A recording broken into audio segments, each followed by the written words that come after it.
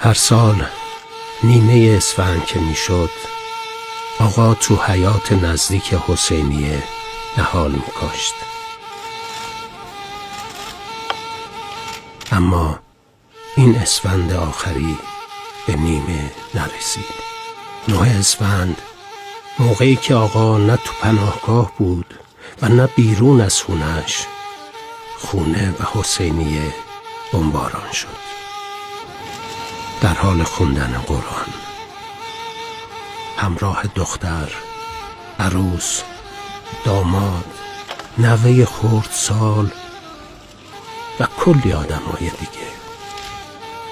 تو تمام اون 86 سال عمر آقا با زندگیش ایرانو حفظ کردن و حالا نوبت خونشون بود.